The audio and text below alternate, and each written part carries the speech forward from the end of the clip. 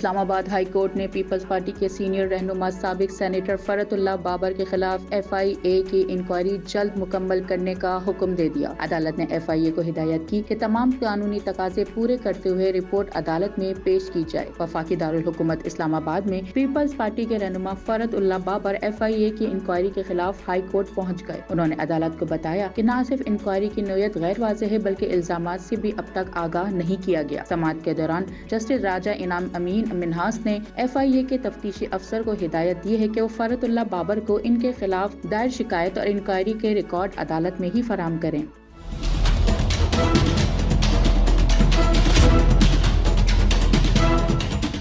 FIA کی inquiry corruption, money laundering اور اثاثہ جات کی چھان بین سے متعلق ہے، جو ایک پرائیویٹ شکایات پر اپریل میں شروع کی گئی تھی۔ ذرائع کے مطابق انکوائری میں فرت اللہ بابر سے اثاثوں، بینک اکاؤنٹس، گاڑیوں اور غیر ملکی فنڈنگ اور سینیٹرشپ کے دوران ملنے والی مراد کی تفصیلات طلب کی گئی تھی۔ فرت اللہ بابر نے تمام الزامات کو سیاسی قرار دیتے ہوئے قانونی دفاع کا اعلان کیا۔ عدالت نے FIA کو انکوائری جلد مکمل کر کے رپورٹ جمع کرانے کی ہدایت کر دی۔ اب سب کی نظریں عدالت کی آئندہ سماعت اور FIA کی رپورٹ پر مرکوز ہیں۔